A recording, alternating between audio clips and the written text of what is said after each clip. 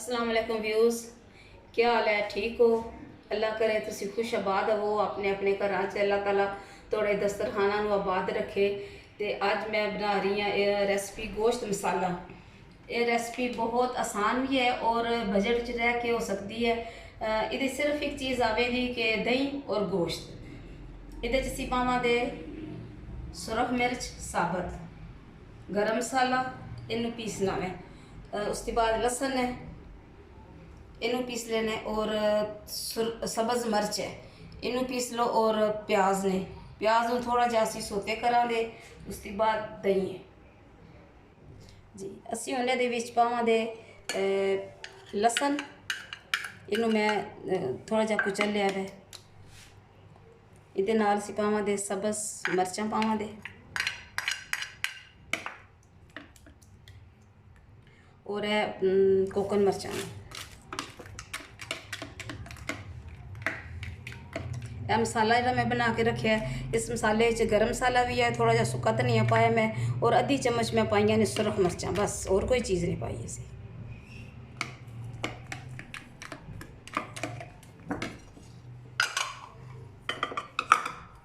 और यह नमक है। एक मिक्सर बन जाएगा। ये असी ना चिकन है, चिकन डिप करके रखना है 1 घंटा सारा। तुम फ्रीजर च रखना है, चाहे फ्रिज च रख लो। और दूसरा जो प्याज ने उन्होंने हल्का जहा सुरख करके वो भी ये पा छड़ने ने। और 2 चम्मच, यह 2 चम्मच कर लो। इस तरह अगर किसी को है तो 2 चम्मच तुम पाने ने घ्यो दे, ये पा के रखना है। उसके बाद फिर इन फ्रिज रख देना है।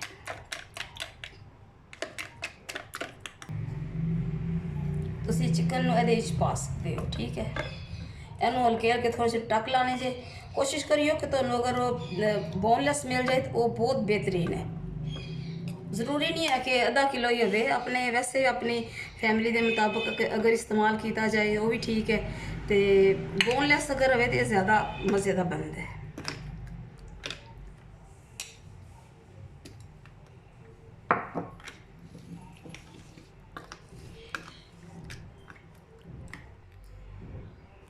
उन्हें अच्छी तरह मिक्स करना है।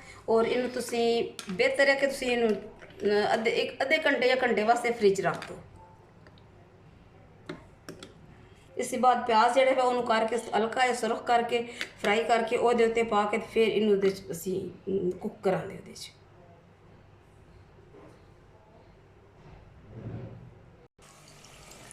ये प्याज कट के 2 चम्मच घ्यो पा के रखना है। जिस तरह जिस तरह पुलाव बनाने असी उस तरह ये ना थोड़े हल्के जे ना इन्होंने गोल्डन जहा करना है। उसके बाद सारा मसाला असी पा देंगे। यह उन्हें ना प्याज के तकरीबन गोल्डन रंग हो गया, सिलरी रंग हो गया। इस तरह असी प्याज बनाने पुलाव बनाने प्याज का रंग से इस तरह होंगे। ये सारे मसाले बना के रखे ने, दही में गोश्त वगैरह पा के रखे है, वो सारा उन्हें पा दे। इनू असी कुछ टाइम लगेगा, 10 या 15 मिनट लगेंगे। सारा मसाला जो बनाया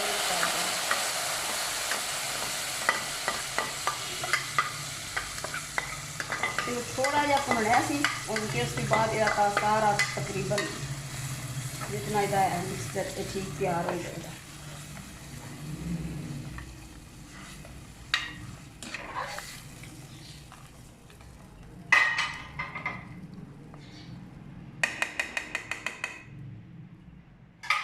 इनू तकरीबन ये टाइम 20 मिनट तो तकरीबन लग जाते, ठीक है।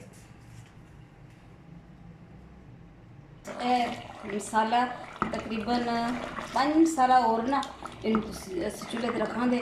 और बिल्कुल ये मसाला जो है घ्यो ते आ जाएगा और बेहतरीन बन जाएगी। मैं देखी चाह के बहुत मज़े की है। अल्लाह करे तुसी बनाओ और तुसी मैं दसो फिर जी। व्यूज़ मसाला गोश्त तैयार है। ये नाल असी चटनी बनाई है, धनिया है, दही और सब्ज़ मिर्च है, ठीक है। और ए नाल खीरे का सलाद है। तो मैं उम्मीद है कि तुम पसंद करोगे। बहुत मज़े की बनी है और रमज़ान शरीफ च बनाइयो और सानू अपनी दुआवां याद रखियो। एक मैं तुहानू टिप देना चाहांगी कि रमज़ान शरीफ का महीना आ रहा है, इस महीने विच अपने रिश्तेदारां दा, अपने हमसायां दा, गरीब लोगों का, मुहताज लोगों का बहुत ख्याल रखना है। जो अगर बंदे जरा को रोज़ा नहीं रख सकते हैं, उन्होंने चाहिए कि अपने हिस्से का जो कुछ वो खाते रहे वो ज़रूर दूसरे बंदे नूं देन, वो खाए, वो दुआ देवे। और अपने खास तौर पर अपने हमसायां का जरूर ख्याल रखना है। सानू पता नहीं होंदा कि साड़ी दीवार के पार की हो रहा है, ठीक है। यह ज़रूर ध्यान रखना है। अपने खाने थोड़ा जहा एक मिकदार वधा के उन्हों का ज़रूर इफ्तारी का देखो। अपने इस घर बड़ा कुछ बनाने हैं, लेकिन यह कि उन्होंने भी आख्या हो सकता है बनाते हैं मनो भी ज़्यादा, लेकिन यह है कि उन्होंने भी हक बनता है। तो एक और मैं तुहानू दसां दी कि जिस वक्त तुसीं रमज़ान मुबारक का चंद तकना है, शाम की नमाज पढ़ के 21 दफ़ा सूरतुल कदर, इन्ना अनज़लना फी लैलतुल कदर, ये तुसीं रोज़ाना पढ़िया करो। इहदे नाल अल्लाह ताला बहुत ज़्यादा तुहाडे घर रिज़क देदा, तुहानू खुशियां देदा, तुहानू इतफाक देदा। मैनू उम्मीद है कि तुसीं मेरी रेसिपी पसंद करो दे। मैनू अपनी दुआवां याद रखियो। अल्लाह करे तुहाडे दस्तरखान सजे रहन, तुसीं खांदे रहो और मैं तुहानू बना के रेसिपियां दिंदी रवां। खुदा हाफिज़।